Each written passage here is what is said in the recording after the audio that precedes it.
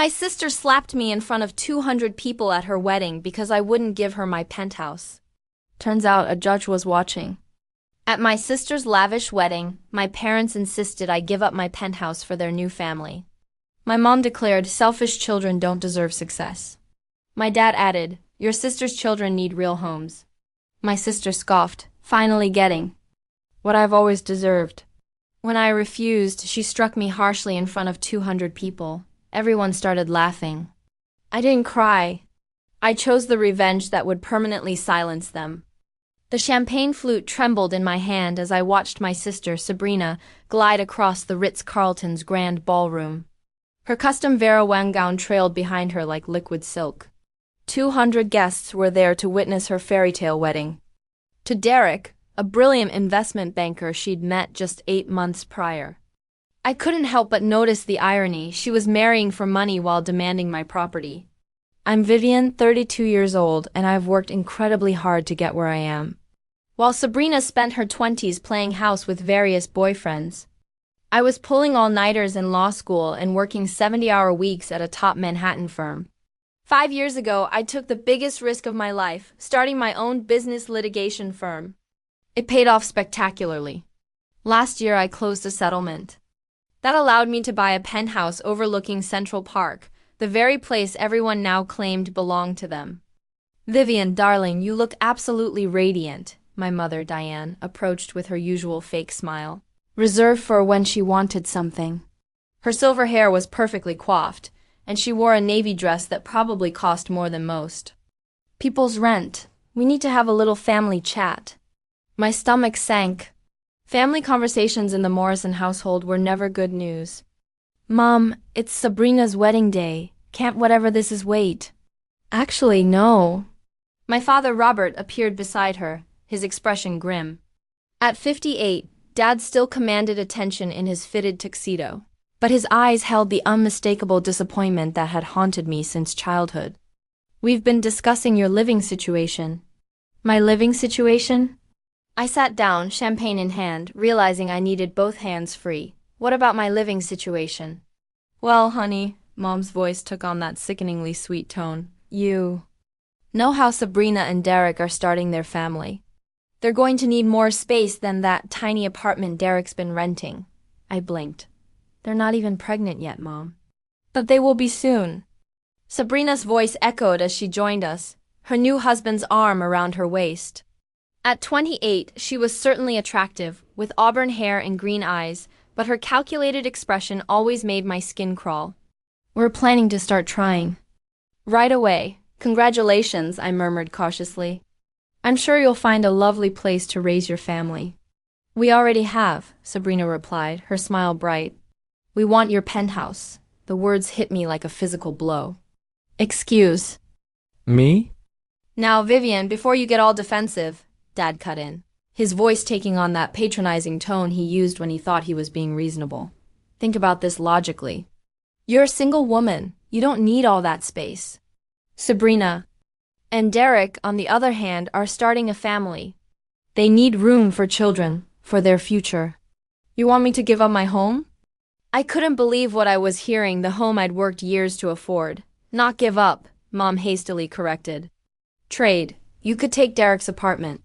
It's perfectly adequate for one person, a 600-square-foot studio in Queens.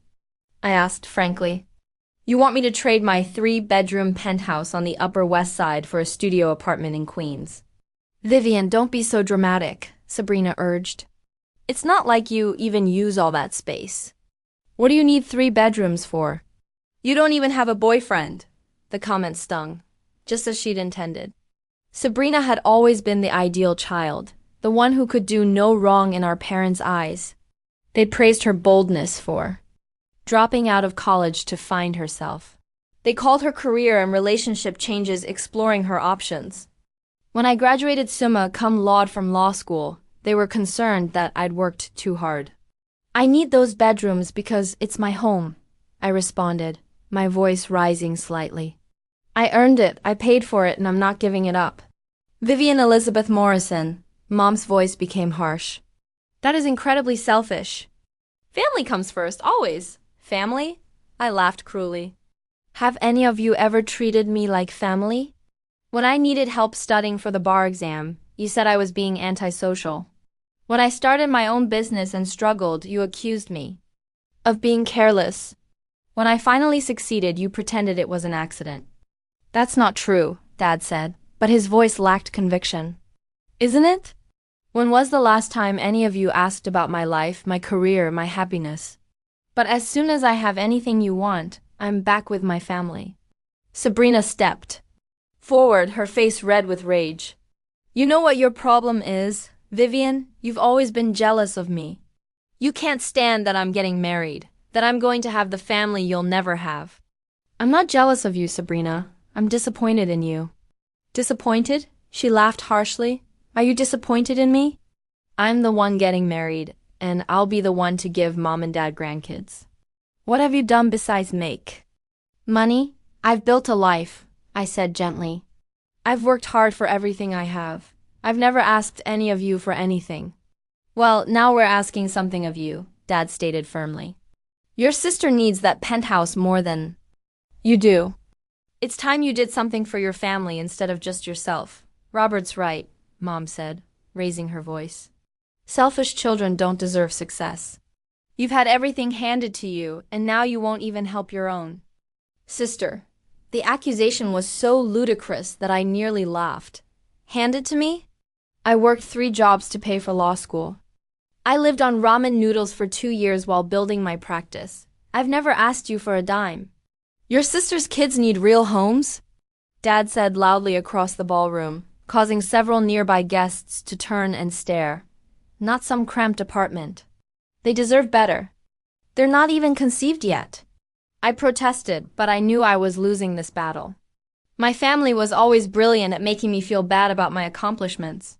Sabrina moved closer, her voice low and nasty. You know what, Vivien? Done pretending to care about your feelings. I've always known I was the better daughter. I'm prettier, I'm more likable, I'm the one who makes Mom and Dad proud. And now I'm finally getting what I've always deserved. The words hung in the air between us, posing a challenge. Around us, wedding guests began to gather, sensing drama. Some were openly staring now, their discussions dying as they focused on our family argument. What do you always deserve? I said softly. And what exactly is that, Sabrina? Everything, she replied simply. The penthouse, the respect, the life you've been hoarding for yourself. I deserve it all, and I'm finally going to get it. Over my dead body, the slap came so fast that I didn't see it coming. Sabrina's fingers hit my cheek with a piercing snap that echoed across the ballroom.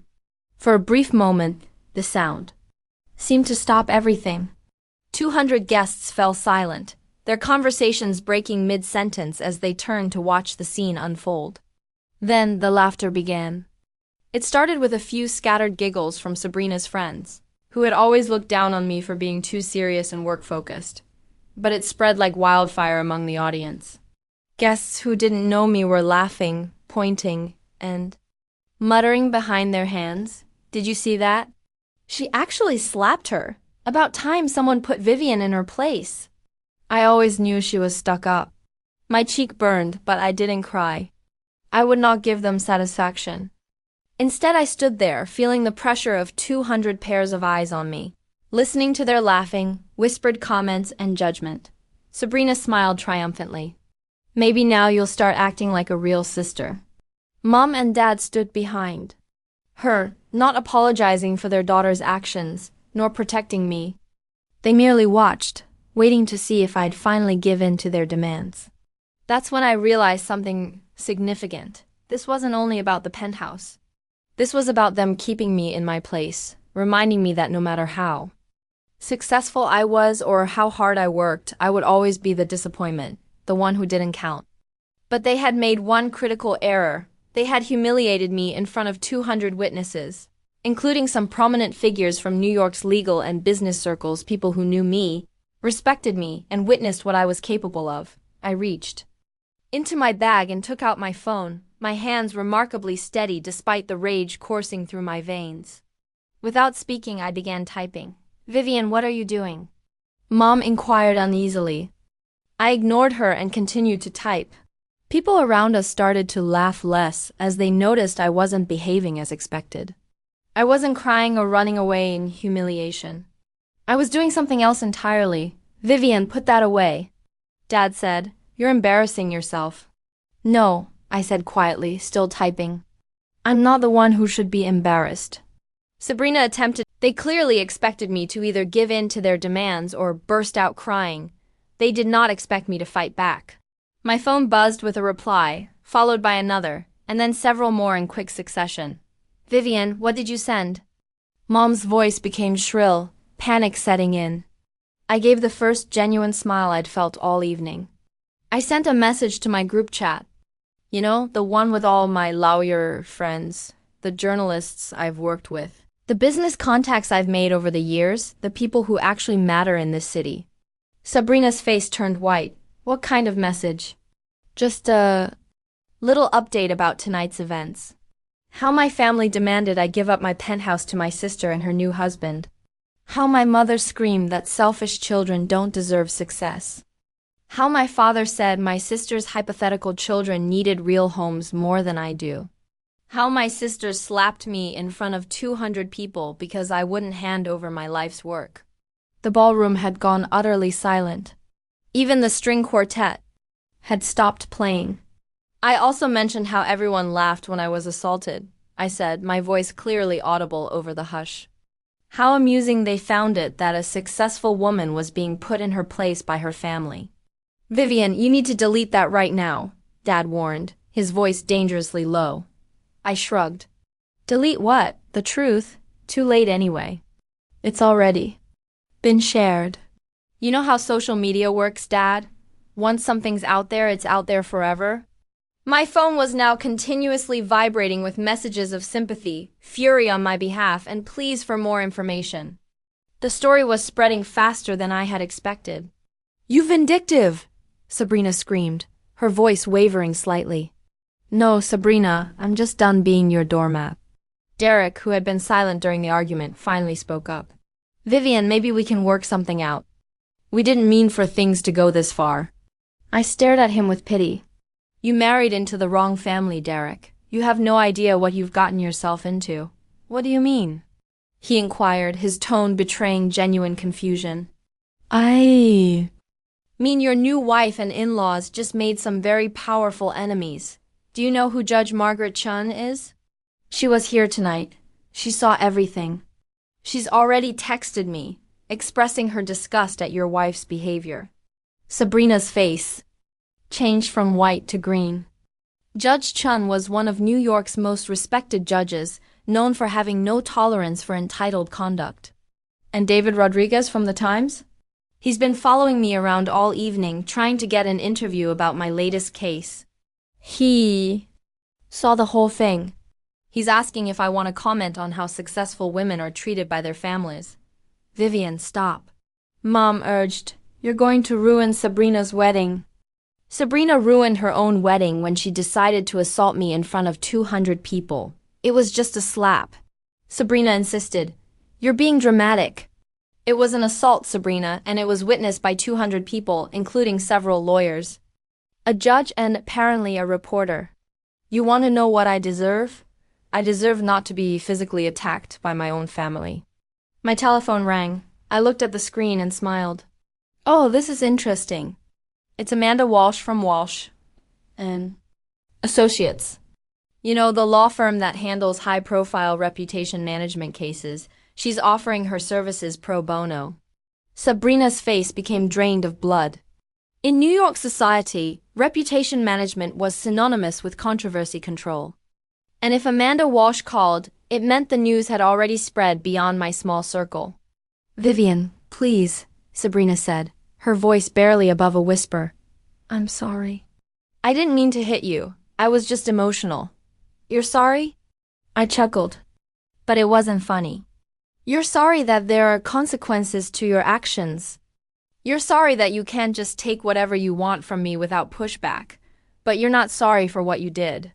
"I'm sorry," she insisted. "I'll apologize publicly. I'll tell everyone it was a mistake." "Too late for that. The damage is done," and it was. I could see it on the faces of the people surrounding us. The laughter had stopped completely, replaced by uneasy whispers and pointed stares. People who had previously considered my humiliation humorous now looked at Sabrina with disgust. The social media posts had already gone viral, and in New York's affluent circles, reputation meant everything. "What do you want?" Dad said calmly, defeat evident in his voice. "I want you to leave me alone," I stated plainly. "All of you. I want you to stop treating me like an ATM. Stop expecting me to sacrifice my happiness for Sabrina's convenience, and stop pretending that family means anything to you beyond what you can get from me." "Vivien, we're still family," Mom murmured softly. "No, we're not. Family doesn't demand you give up your home. Family doesn't scream at you in public. Family doesn't assault you at a wedding. Family supports each other, celebrates each other's successes, and treats each other with respect. You've never done any of those things for me." My phone vibrated again. This time it was an SMS from my assistant. "Vivien, TMZ is calling. They want to know if you are the lawyer who was assaulted at the Ritz-Carlton wedding." What do I tell them? I held the phone up so that everyone could read the message. "TMZ's calling. This is about to become a very public story." Sabrina started crying, her flawless makeup smearing down her cheeks. "Vivien, please. This is my wedding day. Don't ruin it." "I'm not ruining anything, Sabrina. I'm just refusing to be your victim anymore." "What can we do?" Derek asked, desperate. "How do we fix this?" I looked at him, then at my parents, and last at my sister, who was sobbing in her wedding dress. "You can't fix this, Derek. This is who they are. This is what they do. They take and take and take until there's nothing left, and when you finally say no, they attack you for it." The ballroom was beginning to empty now. Guests were making excuses and slipping away from what was obviously a family disaster. Sabrina's beautiful wedding was unraveling, and everyone wanted to distance themselves from the chaos. "The penthouse is mine," I said gently. "I earned it, I paid for it, and I'm keeping it. If you want to live somewhere nice, Sabrina, get a job. Work for it like I did. I can't believe you're doing this." She muttered, "I can't believe it took me this long." When I turned to leave, Dad grabbed my arm. "Vivien, wait. We can work this out. Family counseling, mediation, whatever you want." I looked down at his hand on my arm, then up to his face. "Let go of me, Dad." He quickly released me, evidently aware of the consequences of physically restraining me in light of what had just occurred. "There's nothing to work out," I informed them. "You made your choice tonight. You chose Sabrina over me, just like you always have. You chose her convenience over my hard work. You chose her demands over my boundaries. And when I said no, you chose to watch her assault me rather than defend me. We didn't know she was going to hit you," Mom insisted. "But you didn't stop her. You didn't apologize. You didn't even check if I was okay. You just stood there and let it happen." I began heading toward the exit, my heels clicking across the marble floor. Behind me, I could hear Sabrina's weeping, Mom's frantic murmurs, and Dad's angry grumbling, but I didn't glance back. At the door, I turned around one more time. The once grand ballroom now resembled the scene of a calamity. Wedding attendees were separated into tiny groups, whispering and pointing. The bride cried, her makeup ruined. The groom appeared stunned, and my parents were attempting to contain the damage that was already spiraling out of hand. "You know what the funny thing is?" I exclaimed, my voice echoing around the virtually empty room. "I would have helped you if you'd asked nicely. If you come to me with respect, if you treated me like family instead of like a bank account, I would have helped you find a nice place to live. I might have even helped with the down payment." The hush that ensued was deafening, but you didn't ask for help. You demanded my home. You screamed at me, insulted me, and then physically attacked me when I said no. So now you get— Part of me couldn't believe I'd done it. The other part of me questioned why it had taken this long. My telephone rang. Riley, my dearest friend, was a prosecutor I'd met during my first year at the company. "Vivien, what the hell is going on? I just saw your group message, and now there are photos all over Instagram. Did Sabrina really hit you?" "She did." I began walking towards the subway, needing to move and do something with the adrenaline still coursing through my veins. Holy, are you okay? Do you want me to come over? I'm fine, Jess. Actually, I'm better than fine. I think I'm finally free. Free? Free from pretending they're actually my family. Free from feeling guilty about my success. Free from walking on eggshells every time I'm around them. There was a pause at the other end. Vivien, you know this is going to get messy, right? Like really messy. I know, but I'm tired of being the one who always has to clean up their messes. Let them figure it out for once. What about your parents? They're going to be devastated. I paused, walking. Jess, they stood there and watched their daughter assault me in public. They demanded I give up my home for their golden child. They called me selfish for wanting to keep what I've worked for. When exactly am I supposed to start caring about their feelings? You're right, she replied gently. I'm sorry. I know how much family means to you. Family means everything to me, but they stopped being my family a long time ago. I was just too blind to see it. After hanging up with Riley, I chose to walk home rather than take the subway. I needed time to reflect, to comprehend what had just occurred and what was likely to happen next. The 40-block stroll from Midtown to my Upper West Side condo would allow me that time. As I walked, my phone continued to vibrate with messages. Some were from co-workers who had attended the wedding and expressed their shock and support. Others were from friends who had seen the message circulate on social media. A handful were from journalists who had somehow obtained my phone number and wanted quotes on the incident. Patricia Winters, the senior partner at my old business, sent the most startling message. We had parted on good terms when I left to start my own practice, but we rarely spoke anymore. Vivien, I only found out about this tonight. I want you to know you have my full support. What happened to you was terrible, and I applaud you for sticking up for yourself. Please call if you have any questions. Reading her message, I felt tears well up in my eyes for the first time all evening, not tears of anguish or pain, but tears of thanks. Here was someone who hardly knew my family and had no duty to help me, yet she offered it because it was the proper thing to do. It made me understand how mistaken my family had been about me. They depicted me as a selfish person who only cared about money and achievement. However, the messages flooding my phone painted a different narrative. They came from people who knew the real me, the person who mentored younger associates, did pro bono work for victims of domestic violence, and volunteered at legal aid clinics. Despite working 80-hour weeks. By the time I arrived at my building, I had over 200 messages and missed calls. My doorman, Luis, stared at me with alarm as I walked into the lobby.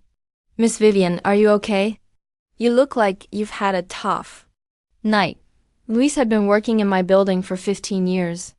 He had seen me through law school stress, relationship breakups, employment changes, and many late nights. He knew me better than my family did. I've had better nights, Luis, but I think things are going to get better from here. He smiled. That's good to hear. You deserve all the happiness in the world. In the elevator, I finally allowed myself to look closely at my reflection in the mirrored walls. My cheek was still crimson from Sabrina's hit, my hair was somewhat unkempt, and my makeup was smudged, but my eyes were bright and focused. I resembled someone who had been through battle and emerged victorious. As I entered my apartment, it felt like a haven. The floor-to-ceiling windows provided a panoramic view of the city, with lights glittering like stars. This was my space, my accomplishment, my home, and no one was going to take it away. I poured myself a glass of wine and sat on my couch finally, allowing myself to sift through the incident-related social media posts. Someone had filmed Sabrina slapping me, perhaps thinking it was humorous at the time, and put it on Instagram. The video had already been posted hundreds of times, and comments ranged from indignation to support. This is disgusting. Who hits someone at a wedding? That Lyra is my hero for refusing to back down. The sister is certainly entitled AF. Whether in a family or not, assault is assault. I can't believe that everyone was laughing. What is wrong with people? However, it wasn't just random internet users commenting. I recognized names from New York's legal community, business heavyweights, and even a few celebrities who had reportedly watched the tape. The narrative was taking on a life of its own, reaching well beyond Sabrina's wedding. The phone rang. Again, this time it was my assistant Jenna who called from her personal phone. Vivien, I'm so sorry to bother you on a Saturday night, but I've been getting calls all evening. The office voicemail is full, and reporters keep calling my personal line asking for statements. What kind of reporters? Everyone. Local. News page 6, TMZ, even CNN. This story is everywhere. I closed my eyes, suddenly fatigued.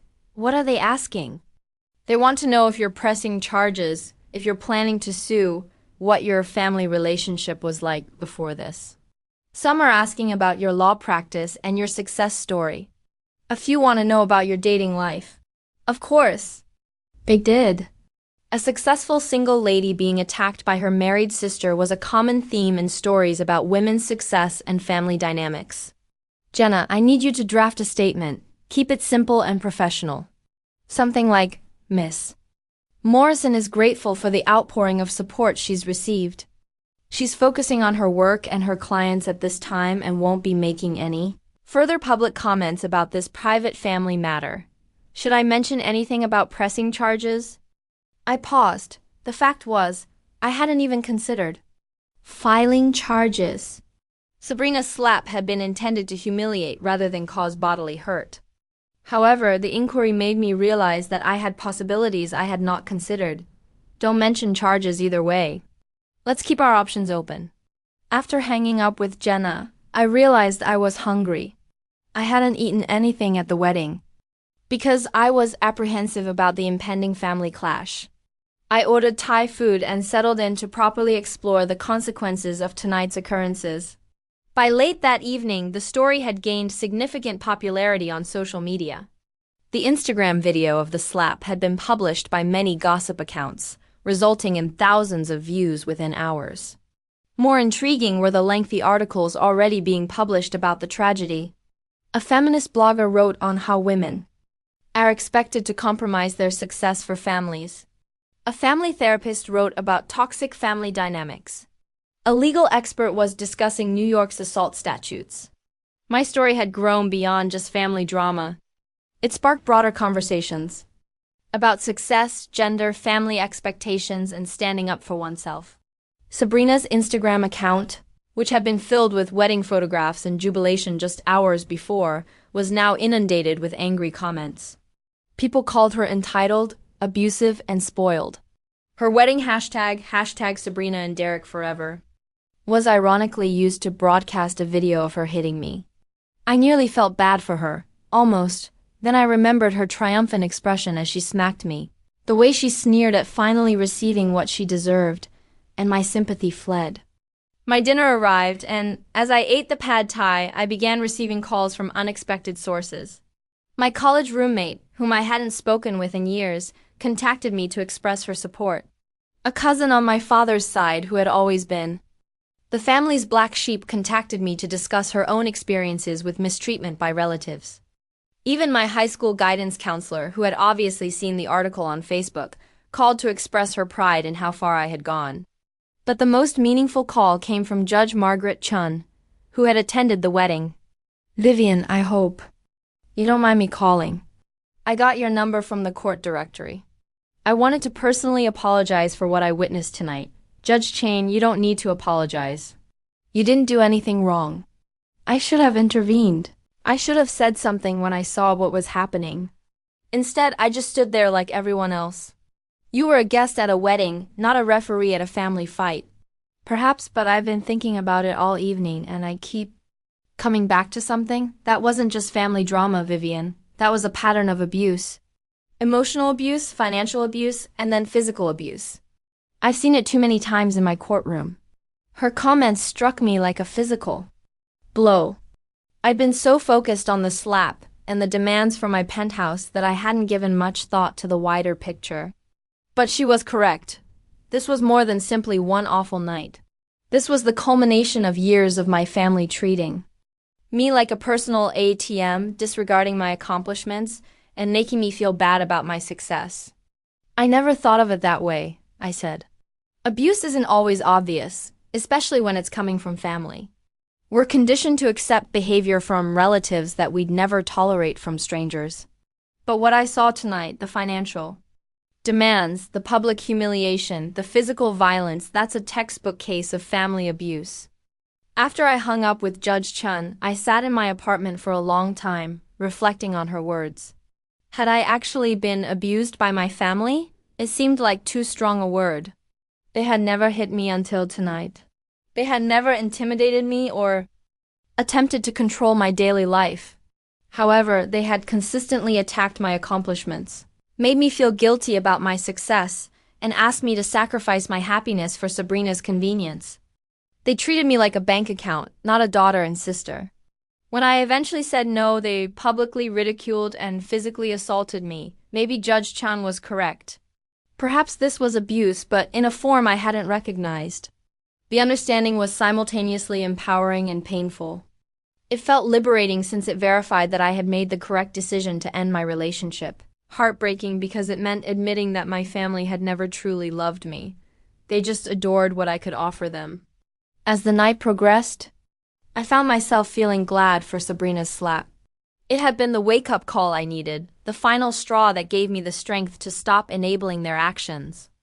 Without it, I could have continued to be their doormat for years. By 2 a.m., I was exhausted yet surprisingly calm. I had disabled my phone alerts to stop the continual buzzing, and was getting ready for bed when I heard the building's intercom. I looked at the camera monitor and saw Sabrina standing outside, still in her bridal dress, mascara smeared down her cheeks. She looked up at the camera and said, "Please." I wavered for a second. She looked shattered and desperate. Despite everything, the sister I'd grown up with was standing outside my building, pleading for help in her damaged wedding dress. Then I remembered her triumphant expression after she had hit me. I remembered her saying that she deserved everything I had worked for. I remembered 200 people laughing as I stood there ashamed and alone. I switched off the monitor and went to bed. The story appeared on page 6 the next morning. Layer assaulted by sister at Rit's wedding, read the headline, which was accompanied by a photograph of Sabrina smacking me. The story described the entire affair, from my family's demands for my penthouse to the assault in front of 200 people. By lunchtime, it was trending on social media. The hashtags #weddingassault and #toxicfamilydrama went viral, with thousands of people sharing their own tales of entitled family members and supporting my decision to fight back. That afternoon, Sabrina's new mother-in-law called to cancel her invitation to the family Christmas celebration. Derek's legal business conducted an internal investigation after many clients voiced worry about his involvement in the incident. Mom and Dad's country club membership was quietly suspended, awaiting review. The revenge I chose was neither violent nor criminal. It was just the truth, enhanced by the power of social media and the relationships I had spent years cultivating. Sometimes the most devastating weapon is simply showing others who someone truly is. Sabrina called me a week later, crying and pleading with me to help them control the damage. She was fired from her job at a boutique public relations agency. When clients began canceling their contracts, Derek was about to undergo a professional ethics assessment. Their honeymoon was cut short when photographers began following them. "Vivien, please," she sobbed into her phone. "I'm sorry. I'm so sorry. I never meant for this to happen." "You meant to humiliate me," I answered gently. "You meant to force me to give up my home. You meant to put me in my place in front of 200 people. The only thing you didn't mean was to face consequences for it." "I'll do anything. I'll apologize publicly. I'll tell everyone I was wrong. Sabrina, stop."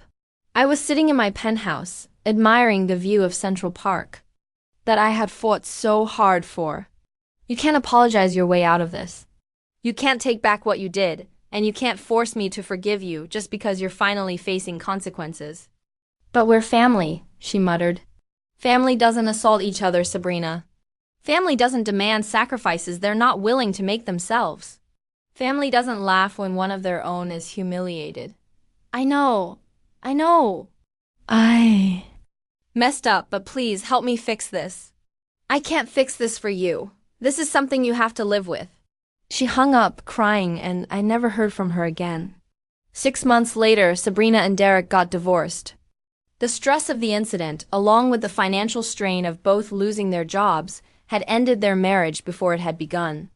Sabrina returned to live with our parents, who were experiencing their own social exile. Dad's business struggled, as customers distanced themselves from the family, which had become associated with entitlement and selfishness. Meanwhile, my practice flourished. The attention, while initially unsettling, eventually worked in my favor. I became known as the lawyer who refused to be intimidated and stood up for herself, even if it meant standing alone. New clients contacted me, particularly because they had heard about my refusal to back down. I never got my family back, but then I realized I hadn't truly had them to begin with. I had a group of people who regarded me as a resource to be used rather than a person to be appreciated. Naturally, I retained ownership of the penthouse. I eventually turned one of the extra bedrooms into a home office and the other into a guest room for my closest friends. The space Sabrina had stated I didn't need was filled by the relationships I formed with people who respected me for who I was, rather than what I could provide them. Sometimes I wonder if I could have handled things differently, if there was a way to keep my boundaries while not hurting my family. But then I remember the sound of that slap booming throughout the ballroom, the laughing of 200 people, and Sabrina's triumphant expression when she thought she had won. I chose the revenge that would permanently silence them, and it worked. They never asked me for anything else. Even though it was unexpected, the silence was just what I had hoped for. In the end, I realized that sometimes the best revenge isn't getting back at someone. Sometimes it is simply refusing to let them get away with it. Sometimes it is standing up and saying, "No, you don't get to treat me like this anymore." And sometimes that's enough to shift everything.